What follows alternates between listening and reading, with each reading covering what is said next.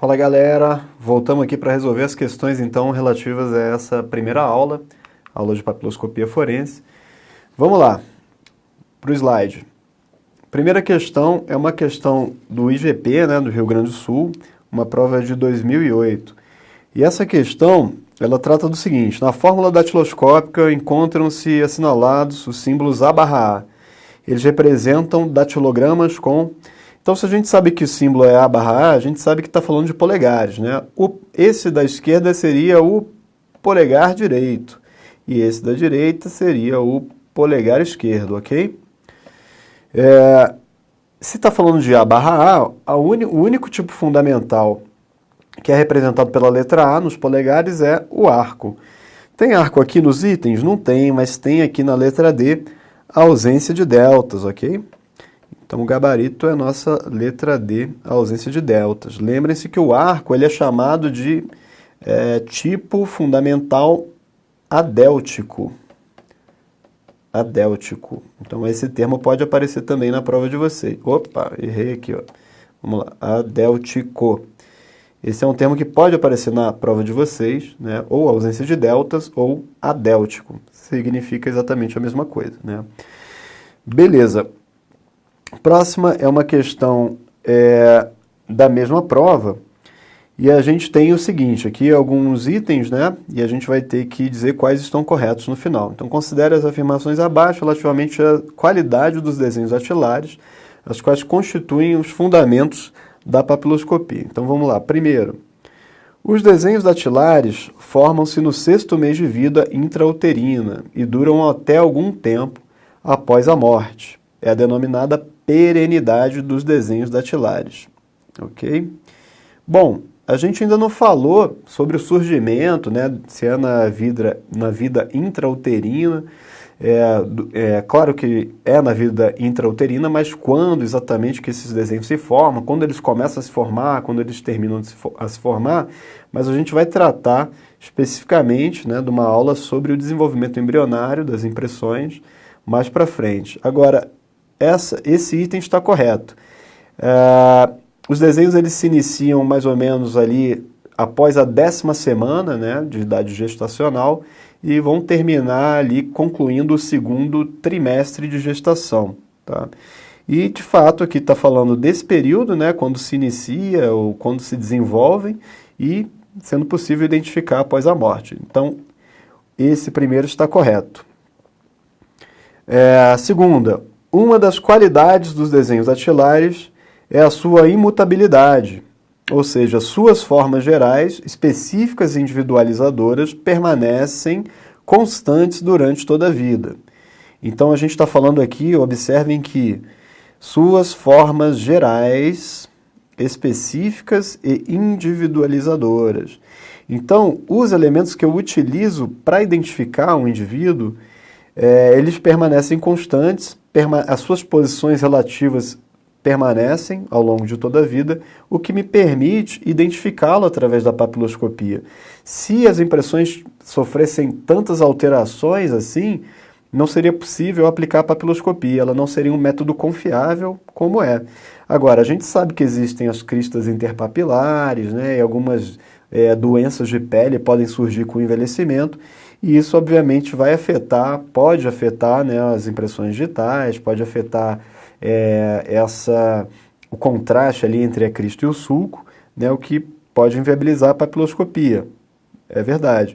Contudo, essas formas gerais, né, específicas e individualizadoras, elas permanecem sim constantes. Então, o item 2 é o item correto. 3. A grande diversidade dos desenhos digitais permite classificações pelo estudo das respectivas impressões.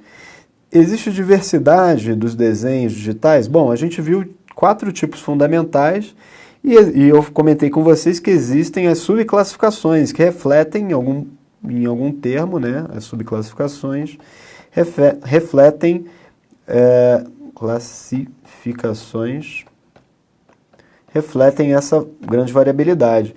E além das subclassificações, nós temos também as chamadas minúcias de impressões digitais. Vamos tratar especificamente sobre minúcias na aula relativa ao confronto de impressões.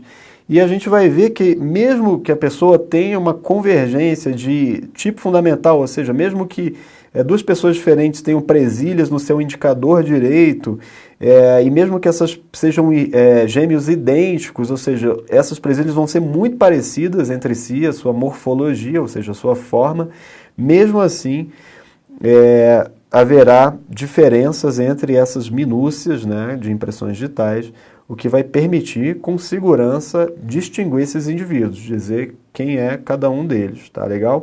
Não é à toa que são as impressões digitais os documentos das carteiras de os elementos, né, biométricos das carteiras de identidade, ok? Então também está correto aqui o item 3, gabarito letra E. Vamos para a próxima. Uma questão do CESP de 2012 que traz aqui tipos fundamentais. Antes de ler o comando da questão, eu acho que a gente poderia já exercitar aqui o nosso reconhecimento de tipos fundamentais. Então, nessa primeira figura aqui, ó, vou indicar com a seta, na letra A, certo? A gente tem o tipo fundamental chamado de arco, ok? Arco, que se representa pela letra A no polegar, ok? E pelo número 1 nos demais dedos. Nessa segunda, letra B, a gente tem aqui a presilha chamada de presilha interno-externa. Vamos lá, delta à esquerda do núcleo, certo? Delta à esquerda. Então, se o delta à esquerda, a presilha é externa. Presilha externa, que é representado como pela letra E no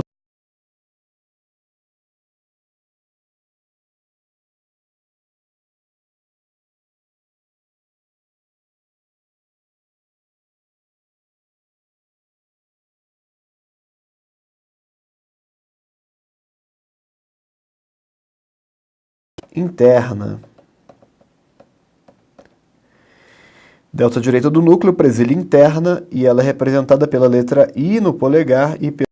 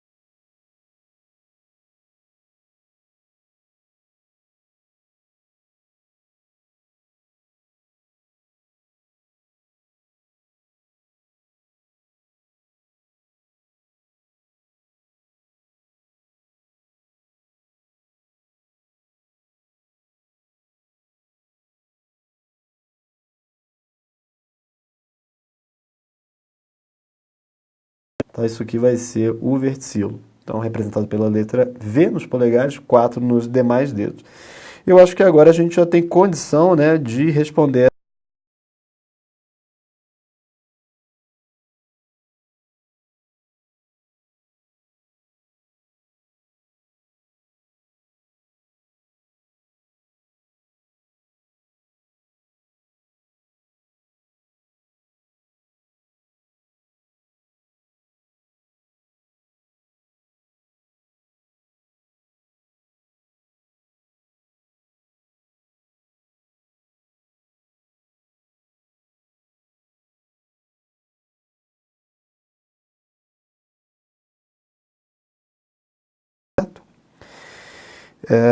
Que mais?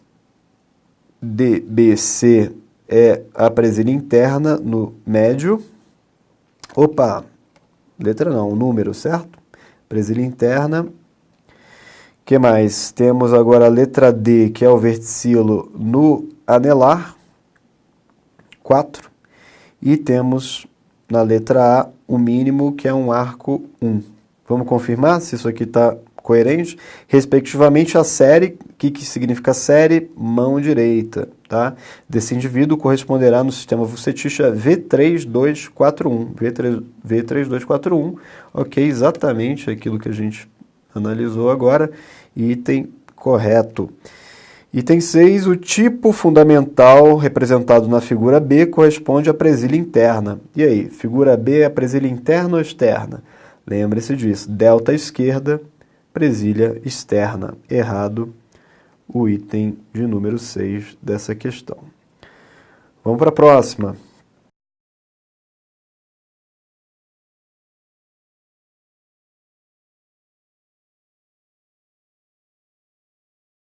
Do século XX, Alfonso Bertillon, pai da ciência forense. Então vocês estão vendo que a ciência forense tem mais de um pai, né?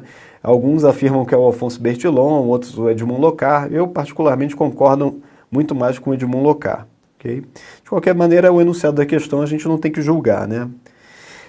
Afirmou e demonstrou que não só as impressões digitais, mas também as impressões palmares, palma da mão e plantares, sola do pé, são elementos de identificação incontestáveis e que mesmo uma pequena parte desta impressão é suficiente para determinar a identidade do indivíduo. Aqui ele está falando em pequena parte dessa impressão.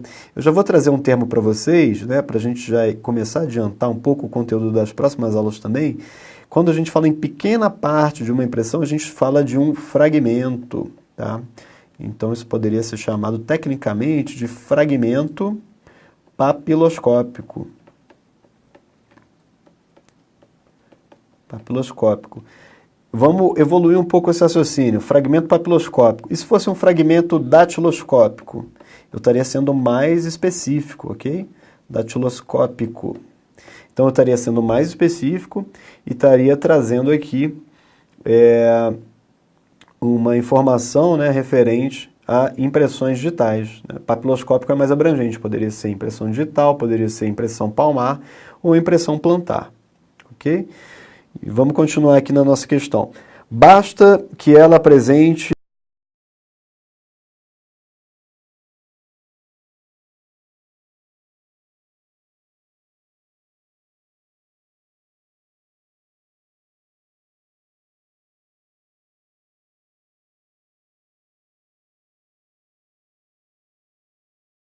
identificação humana por meio das impressões digitais.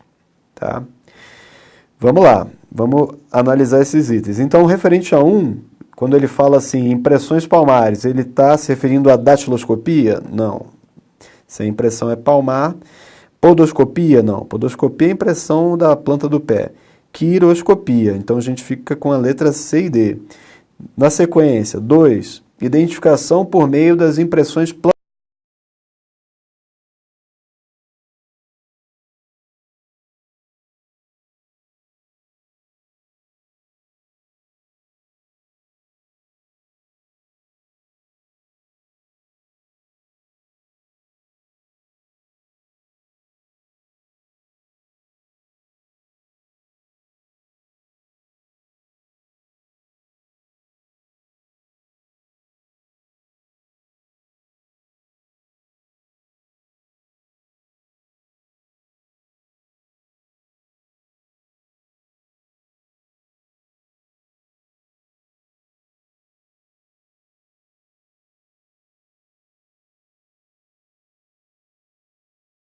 Isso de fricção. Ah, mas isso só foi cobrado em concurso, professor? Olha, sinceramente, nunca vi isso ser cobrado em concurso, mas esse concurso de vocês, particularmente, ele foi adiante, né, na matéria relativa à papiloscopia, pele humana, do que vários outros concursos anteriores. Então, pode ser que isso caia na prova, né, uma vez que isso está compreendido dentro desse conteúdo. Eu até ficaria muito feliz, né, de poder trazer uma questão futuramente que tratasse desse tema em específico.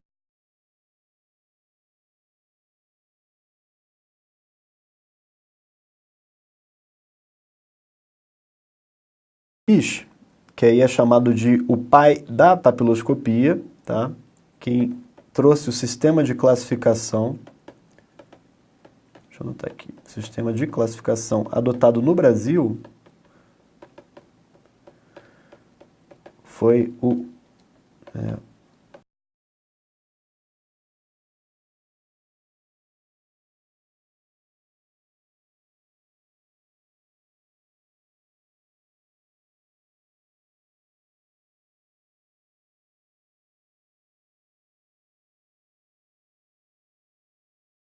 pai da papiloscopia, pelo menos aqui para nós no Brasil, é o Juan Vucetich, ok? Para os britânicos já vai ser o Henry Folds. Lembra daquele primeiro slide que a gente falou da publicação na Nature, da possibilidade de identificação de impressões digitais em locais de crime? Então aquele lá.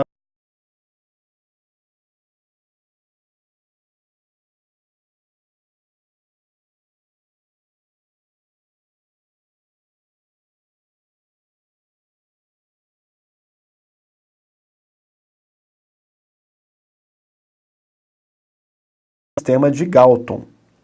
Desse modo, procedeu à tomada de impressões dos 10 dedos, empregando símbolos literais e numerais na classificação das figuras. Arco, A1, presilha interna, I2, presilha externa, E3, verticilo, V4.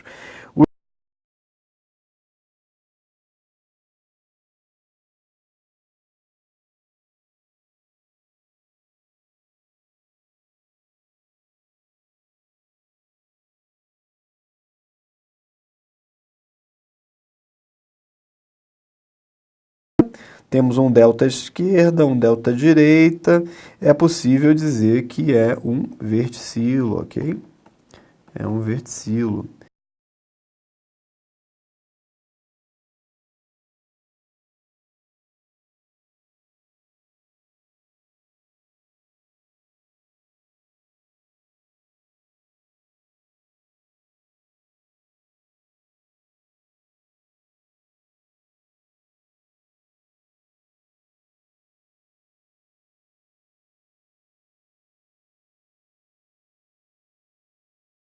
Região nuclear, né?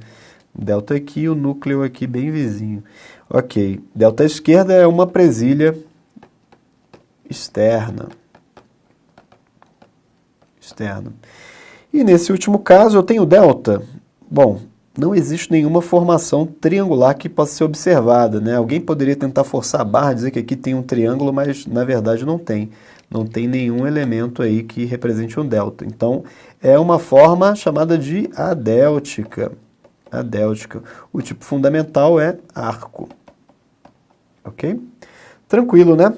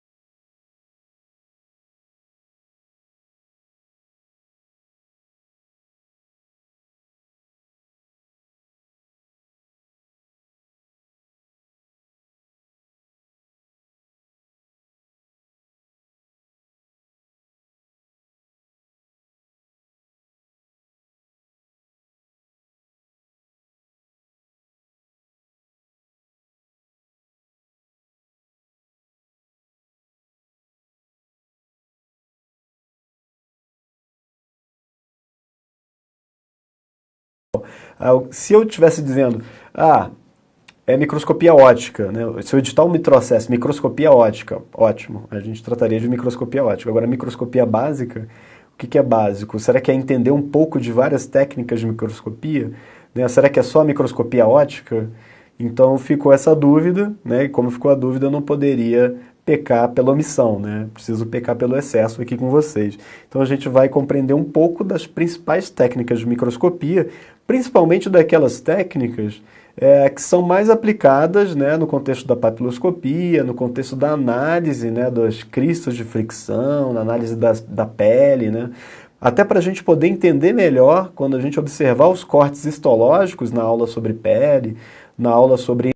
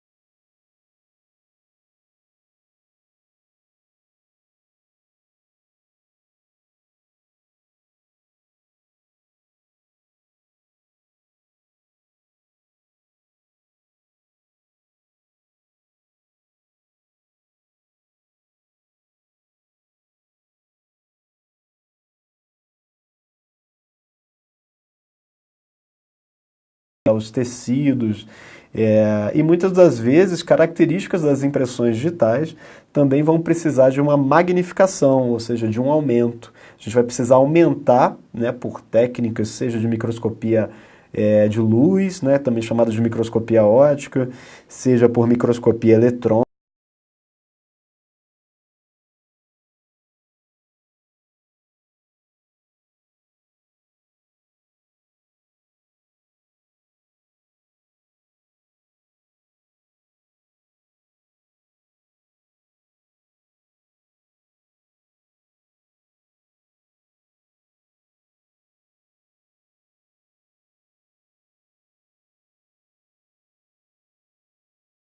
Ele vai ter que se adequar, ou melhor, a nossa amostra, aquilo que a gente quer observar, vai precisar se adequar ao equipamento. Então, esses tipos de microscópio, eles vão ser variáveis, né? O que a gente vai ter que empregar para observar vai ser variável.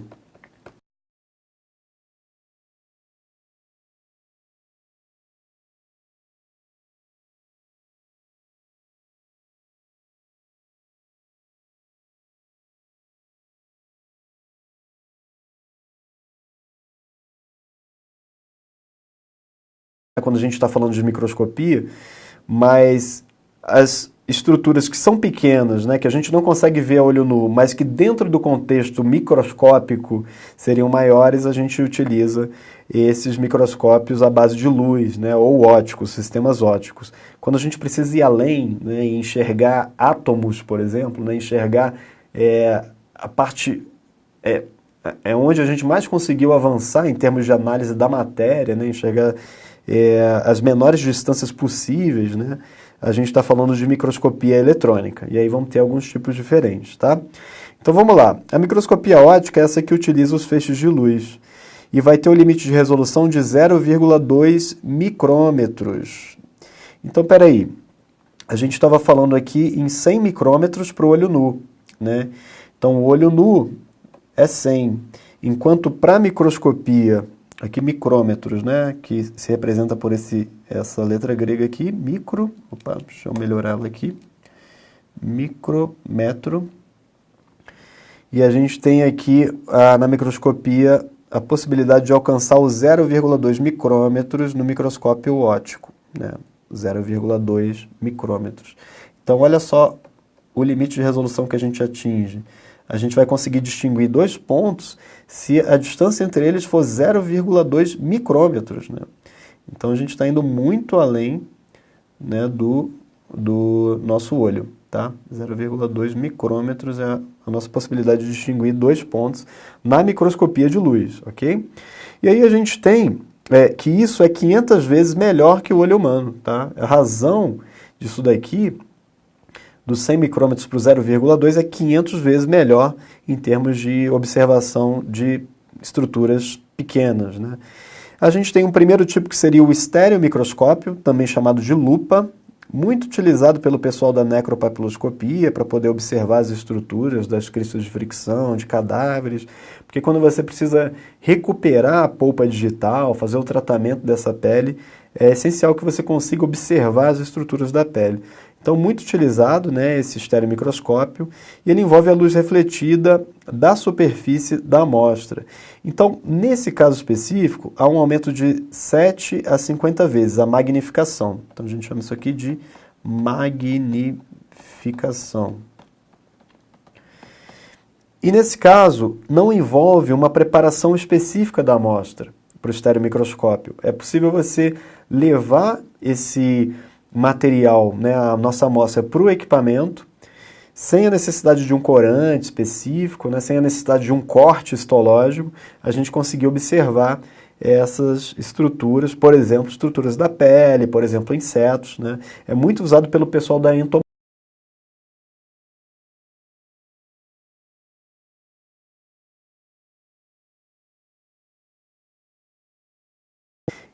E nele, a luz atravessa a amostra. Então, a luz ela precisa atravessar a amostra. E ele permite uma magnificação de até 1000 vezes, tá? Então, aqui a magnificação é de 1000 vezes. Para a luz atravessar a amostra, é necessário que a amostra ela seja muito fina, né? Então vai ser necessário promover um corte, deixa eu colocar aqui, corte da amostra. Tá? É um corte específico, não é um corte grosseiro, né? Mas existe um equipamento específico chamado de micrótomo para cortar essa amostra. E isso vai produzir um feixe do tecido, né? Ou seja, uma lâmina bem fina do tecido para que a luz consiga atravessar. Tá legal? E aí vão existir uma série de técnicas aqui, a gente vai comentar daqui a pouco, até de corantes, né? Aplicação de corantes. A gente tem um outro tipo que se chama microscopia confocal, que envolve diferentes planos focais e fluorescência, aplicação dos chamados fluoróforos, ou os corantes fluorescentes. O que ele traz de vantagem com relação ao microscópio óptico é o aumento da resolução óptica e do contraste. Tá? Então, quais são as características principais desses três tipos? Né? O estereomicroscópio, a magnificação não é tão alta quanto o microscópio óptico e o microscópio confocal, mas ele permite uma visualização da amostra tridimensional. Eu consigo visualizar a amostra nas três dimensões, consigo ver forma e profundidade, né, nessa amostra.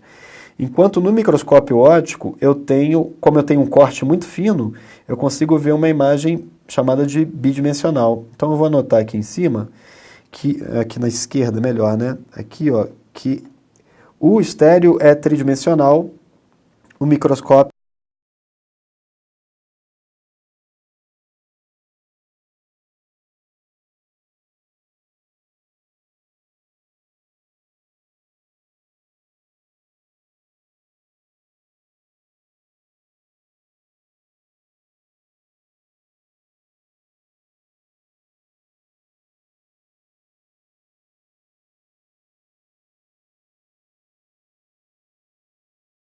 limite de resolução de 0,2 micrômetros. Daqui para frente eu tenho que usar outra forma energética para analisar. A luz ela tem esse limite. Isso aqui, ó, 0,2 micrômetros é o limite da luz. Então na microscopia óptica a gente vai até o limite da luz, que é o 0,2 micrômetros, ou seja, envolve o comprimento de onda da luz visível. Tá legal? É até onde a gente consegue chegar. Agora, os feixes de elétrons usados na microscopia eletrônica, eles têm um limite de resolução de 2 angstroms, ou seja, 0,2 nanômetros. É algo muito inferior e que representa 500 vezes melhor que o olho humano, ok? Então é um limite de detecção muito pequeno, muito inferior, né? Ou seja, abaixo de 1 nanômetro, que seria 10 a menos 9 do metro, né? O nanômetro seria 10 a menos 9 do metro. Então, deixa eu até anotar isso aqui, um nanômetro igual a 10 a menos 9 metros. Tá? Então, a gente chega em 0,2, chega menor que um nanômetro, né, essa resolução dos microscópios eletrônicos. Principalmente se a gente estiver falando do microscópio eletrônico de transmissão, que ele realmente é muito poderoso para esse tipo de análise. Mas eles têm as suas peculiaridades e, como eu comentei, para cada amostra vai ter o tipo mais adequado. O microscópio eletrônico de varredura, também chamado de MEV, e ele, assim como o estéreo, permite a visualização da nossa amostra, uma visualização tridimensional, né, dessa amostra. E ele consegue promover uma magnificação de até 100 mil vezes. Né? Então aqui está a nossa magnificação, 100 mil vezes. Os elétrons eles são refletidos ou chamados defletidos, né, da superfície da nossa amostra. Então, os elétrons bombardeiam a amostra e são refletidos ou defletidos. E no microscópio eletrônico de transmissão, esse aqui se assemelha ao microscópio óptico, porque a amostra vai precisar também ser preparada, ser cortada, né? A amostra, então, vai ter que ser preparada. Deixa eu corrigir aqui. Preparada. De uma maneira até mais específica, né, mais complexa do que àquela realizada na microscopia óptica. Inclusive, para que uma amostra seja submetida ao microscópio eletrônico de transmissão, ela precisa necessariamente antes passar pelo microscópio óptico. Então, a preparação para a microscopia óptica acaba que é uma etapa da preparação para a microscopia eletrônica de transmissão. Esse é extremamente poderoso, é uma ferramenta muito poderosa que permite chegar até 500 mil vezes a magnificação, e os elétrons vão atravessar. Então, enquanto na microscopia eletrônica de varredura eles vão ser refletidos ou defletidos da superfície, aqui eles vão ser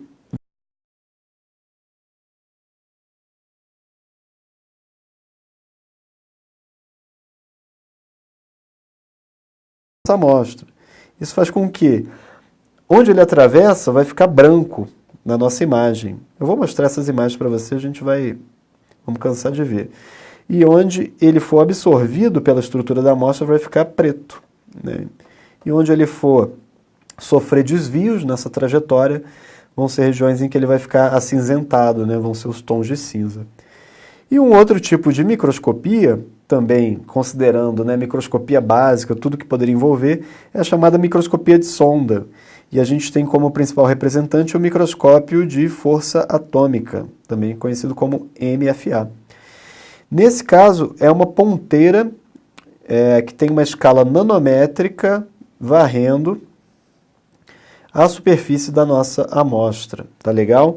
Então é uma ponteira, ou seja, a gente tem que imaginar uma agulha, né, muito fina, né, ou seja, essa agulha é tão fina que ela atinge ali o tamanho, a escala nanométrica, pode atingir até o tamanho de átomos nessa ponta dessa agulha, e ela vai passar por cima da amostra como se estivesse tateando aquele material, e aí traz a informação específica sobre a sua morfologia, né, a sua forma, e a microscopia eletrônica, a microscopia de força atômica pode trazer outras informações também, chamadas de viscoelasticidade, informações da maciez, né, dessa nossa amostra, dentre outras características, tá legal? Então esse é um apanhado geral, né, dos tipos de microscópio, e em seguida a gente vai analisar alguns desses tipos, observar algumas imagens também, gerados, né, por esses instrumentos, tá legal? Principalmente, né, aquelas imagens relativas à pele que fazem parte do nosso conteúdo para a gente obter êxito aí, o êxito máximo, né, possível, gabaritar as questões relativas à papiloscopia forense, à pele humana no nosso concurso, tá legal? Até daqui a pouco.